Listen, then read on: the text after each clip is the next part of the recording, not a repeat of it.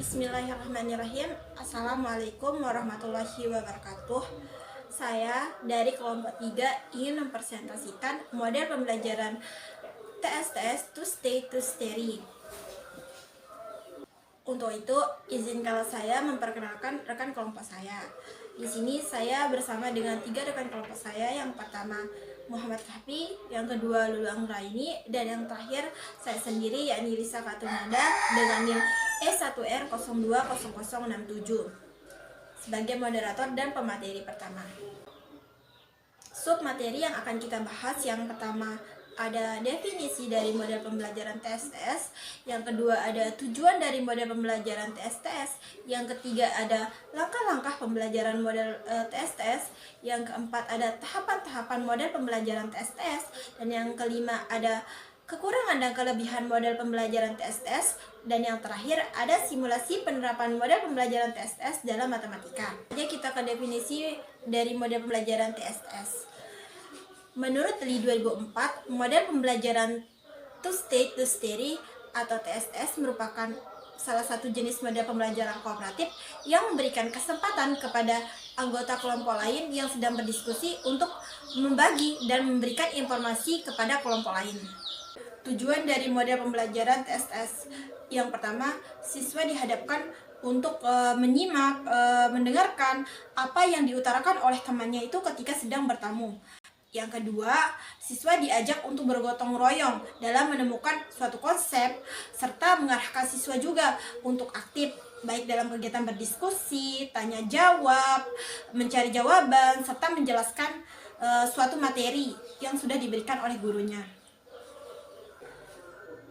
Langkah-langkah model pembelajaran TSTS. Yang pertama, guru menyampaikan indikator dan tujuan pembelajaran serta menggali pengetahuan siswa tentang materi yang akan dipelajari melalui tanya jawab. Yang kedua, guru membagi siswa menjadi beberapa kelompok, di mana setiap kelompok itu terdiri dari 4 orang. Yang ketiga, guru itu memberikan sub-pokok pembahasan pada setiap-tiap kelompok, di mana sub-pokok pembahasan itu akan dibahas bersama-sama dengan kelompoknya masing-masing.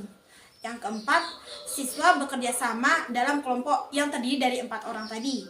Jika sudah selesai, 2 orang dari kelompok tersebut itu akan bertamu kepada kelompok lain. Langkah yang kelima, 2 orang yang tinggal dalam kelompok bertugas membagikan hasil kerja dan informasi pada tamunya. Langkah yang keenam, jika sudah selesai, maka tamu memohon undur diri dan kembali lagi ke dalam kelompok awalnya dan melaporkan juga hasil temuan mereka dari kelompok lain. Langkah yang ketujuh, kelompok mencocokkan dan membahas hasil dari kerja mereka. Dan yang kedelapan, masing-masing kelompok itu mempresentasikan hasilnya serta kelompok lain memberikan tanggapan, pertanyaan kepada kelompok yang sedang presentasi. Tahapan-tahapan pembelajaran TSTS. Tahap yang pertama itu ada tahap persiapan. Hal yang dilakukan guru adalah membuat silabus, membuat sistem penilaian, mendesain pembelajaran, menyiapkan tugas-tugas siswa, dan membagi siswa itu menjadi beberapa kelompok, di mana setiap kelompok itu terdiri dari 4 orang. Tahap yang kedua yakni tahap presentasi guru. Pada tahap ini, guru menyampaikan indikator pembelajaran dan mengenal serta menjelaskan materi yang sesuai dengan rencana pembelajaran yang sudah dibuat sebelumnya. Tahapan yang ketiga yakni kegiatan kelompok. Pada tahap ini, masing-masing kelompok mendiskusikan materi yang sudah diberikan. 2 orang dari kelompok tersebut akan pergi bertamu ke dalam kelompok lain. Jika sudah selesai, 2 orang tadi kembali lagi ke dalam kelompoknya dan melaporkan hasil temuan mereka dan informasi yang mereka peroleh dari kelompok lain. Jika sudah selesai, masing-masing kelompok akan mempresentasikan materi yang sesuai dengan penugasannya. Kemudian, kelompok lain akan memberikan tanggapan serta pertanyaan kepada masing-masing kelompok yang presentasi.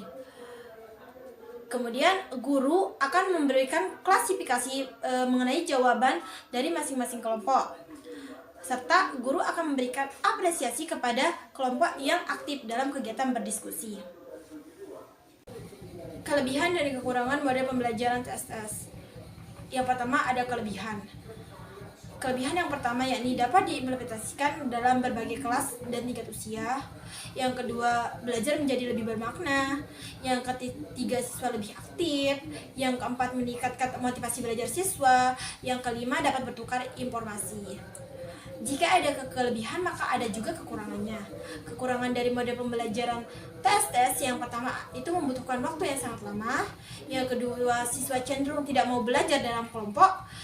Yang ketiga, bagi guru itu akan membutuhkan persiapan yang banyak, baik dari segi materi ataupun tenaga. Yang keempat, guru cenderung kesulitan dalam pengelolaan kelas. Baik, untuk materi selanjutnya yakni mengenai simulasi penerapan model pembelajaran TSS atau to stay to study, sudah saya cantumkan video di slide berikutnya.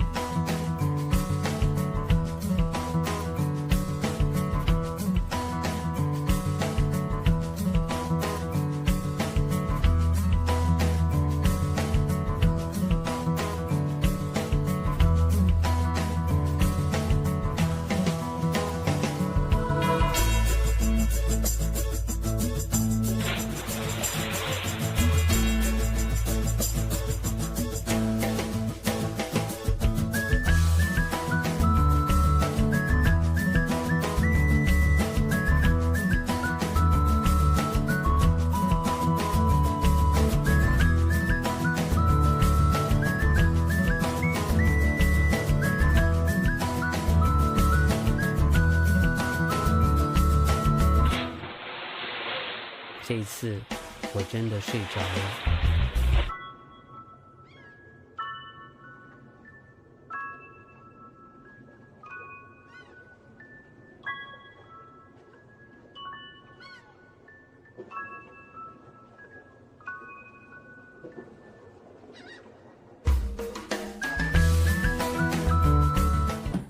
Mungkin cuma itu presentasi dari kelompok 3. Apabila ada kekurangan, saya mohon maaf. Saya sebagai moderator izin undur diri. Sekian dan terima kasih. Assalamualaikum warahmatullahi wabarakatuh.